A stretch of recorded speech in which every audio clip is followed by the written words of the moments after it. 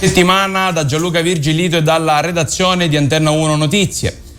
Il Viminale ha assegnato il porto di Pozzallo alla Aita Mari, la nave della ONG spagnola Salvamento Marittimo Umanitario con a bordo 78 migranti soccorsi al largo della Libia. È stata avviata la procedura per la ricollocazione a livello europeo dei migranti. La richiesta è stata presentata congiuntamente dai 4 paesi che hanno firmato il preaccordo della Valletta: Italia, Germania, Francia e Malta. Nuova intimidazione alle sorelle Napoli nel Palermitano. Ci spiega tutto Maria Grazia Spartà. Le sorelle Napoli, residenti a Mezzoiuso in provincia di Palermo, proprietarie e terriere, sono state soggette ancora una volta ad un atto intimidatorio da parte della mafia. Hanno trovato le reti delle recinzioni tagliate e una mandria che ha invaso i loro terreni. E così si arriva a 3 danneggiamenti subiti. Il primo successe il 3 e il 4 settembre, mentre il secondo il 15 novembre. Questa volta a fare la scoperta è stata una delle 2 sorelle. Immediata la segnalazione effettuata alla stazione dei Carabinieri di Mezzoiuso. Maria Grazia Spartà per Antenna 1 Notizie. Tragedia a Partinico, un 50enne ha ucciso l'amante 30enne, ennesimo caso di femminicidio di cui ci racconta la nostra Giulia Baudo. Nuovi dettagli sulla tragica vicenda accaduta a Partinico nel Palermitano, dove Anna Maria Lacramio Ara di Piazza è stata uccisa a coltellate dall'amante, l'imprenditore di 51 anni Antonino Borgia. La donna voleva rivelare tutto alla moglie dell'uomo, per non farlo chiedeva dei soldi e inoltre era anche in gravidanza. Da un filmato di una videocamera di sicurezza di una villa portato da un testimone carabinieri si vede perfettamente la feroce aggressione e si sente anche l'audio. «Non uccidermi, sono incinta e ti amo», dice la vittima. L'assassino è stato arrestato e ha confessato i fatti. L'uomo è quindi accusato di omicidio, porto illegale di arma, occultamento di cadavere e procurato aborto. L'autopsia sarà eseguita oggi e chiarirà se la donna era realmente in stato interessante. La vittima, secondo la confessione dell'uomo, aveva chiesto dei soldi all'amante, circa 3.000 euro, dicendogli che in caso contrario avrebbe detto tutta la verità alla moglie. Borgia aveva promesso la sera prima dell'omicidio di dare il denaro alla donna. L'uomo ha ripetutamente colpito alla testa l'amante e poi le ha tagliato la gola. Dopo averla uccisa ha avvolto il suo corpo in delle lenzuola e poi lo ha legato e nascosto in campagna. Giulia Baudo per Antenna 1 Notizie. Una cooperativa di Palermo che ha evaso il fisco è stata scoperta dalla Guardia di Finanza. Maria Grazia Spartà. A seguito di un provvedimento emesso da parte della Procura di Palermo, una nuova operazione della Guardia di Finanza ha portato al sequestro di beni per un valore complessivo di 2.637.000 euro nei confronti del legale responsabile dei reati di omessa dichiarazione e omesso versamento di ritenute e IVA di una società cooperativa, la Istruzione Pubblica. Le indagini sono scattate dopo una verifica eseguita da parte dei militari nei confronti della cooperativa che non aveva dichiarato redditi per oltre 10 milioni di euro negli anni di imposta sottoposti a controllo. La Procura ha emesso un provvedimento cautelare d'urgenza per un importo uguale alle imposte dirette e indirette evase, grazie al quale sono stati sequestrati disponibilità finanziarie sui conti correnti, azioni e obbligazioni, una polizza stipulata per il conferimento impegno di beni preziosi, immobili a Palermo e un'auto. Il GIP ha convalidato il sequestro per le indagini preliminari del Tribunale di Palermo. Maria Grazia Spartà per Antenna 1 Notizie. Una complessa indagine il cui input è stato dato dalla Procura di Catania ha fatto emergere un meccanismo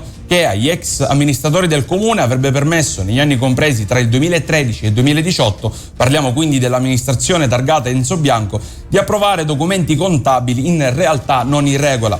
I magistrati hanno accertato, dopo studio approfondito del fascicolo della Procura Generale della Corte dei Conti su Catania e il dissesto, che al Comune era solito l'andazzo di procedere mendacemente attraverso previsioni di entrate dolosamente sovrastimate e previsioni di spese scientemente sottostimate.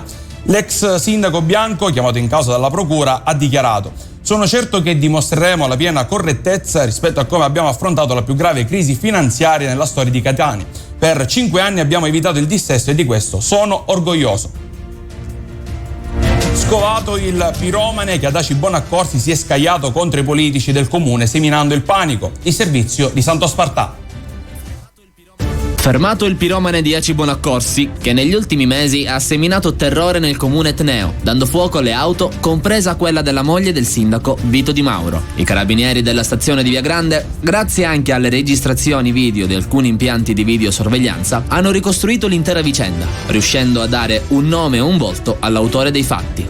Si tratta di un 46enne affetto da gravi problemi di schizofrenia, il quale minacciava tramite delle lettere di colpire altre figure dell'ente comunale. Il piromane, ex imprenditore agricolo, già nel passato era stato sottoposto a trattamenti sanitari obbligatori ed ora è stato confinato su disposizione dell'autorità giudiziaria in una comunità terapeutica assistita di Caltagirone. L'accusa è di danneggiamento a seguito di incendio.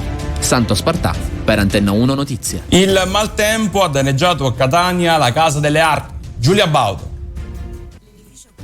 L'edificio comunale Casa delle Arti di Gravina di Catania è stato temporaneamente chiuso. Il sindaco Massimiliano Giammusso, con ordinanza di protezione civile, infatti ha disposto la chiusura della struttura per il cedimento del muro di contenimento in pietra a secco della terrazza ovest del palazzo, avvenuta a causa delle forti piogge degli scorsi giorni. La via d'ingresso del parco Borsellino è stata invasa dai detriti, non si registrano danni a cose o persone. È stata disposta inoltre la chiusura delle 3 entrate del parco. Il primo cittadino ha parlato della questione durante il sopralluogo del posto. Siamo già al lavoro per la rimozione dei detriti e per mettere in sicurezza l'area. Con il personale del 5° servizio procederemo dunque con le indagini geognostiche necessarie, effettuate a cura dell'8° servizio, che insieme al 5° servizio ringrazio per la prontezza operativa. Inizieremo subito le procedure per poter ripristinare lo stato originario dei luoghi. Rimangono accessibili il Pozzo dell'Arte, dove si continueranno a svolgere le manifestazioni in programma, e il parcheggio del Parco Borsellino con accesso alla via Crispi. Giulia Baudo per Antenna 1 Notizie. A Catania oltre 50.000 litri di gasolio adulterato con additivi di basso costo e provenienza illecita per un valore commerciale di circa 100.000 euro sono stati sequestrati dai militari della Guardia di Finanza. Le Fiamme Gialle hanno anche arrestato per sottrazione al pagamento dell'accisa 4 persone sorprese a travasare il carburante all'interno di un deposito nella zona industriale. Denunciati i titolari di 2 distributori di carburante per contrabbando di gasolio. Per autotrazione sequestrato altri 8.300 litri di carburante adulterato. Nel Messinese un uomo in carcere ha preso di mira ferendoli 5 agenti con una sbarra di ferro. Santo Spartà. Ha dell'incredibile quello che è successo nel carcere di Barcellona Pozzo di Gotto, a Messina. Un detenuto ha scardinato la porta del bagno della propria cella e dopo essersi impossessato di una sbarra di ferro ha picchiato 5 agenti. I fatti sono avvenuti nel reparto psichiatrico della casa circondariale, luogo in cui non è la prima volta che si verificano queste aggressioni. L'ultima risalente al 18 novembre da parte di 2 detenuti ai danni di un agente. Santo Spartà per Antenna 1 Notizie. Ed era questa l'ultima notizia del nostro Radio TG di oggi da Gianluca Virgilito. Grazie per averci seguito. Linea alla rete.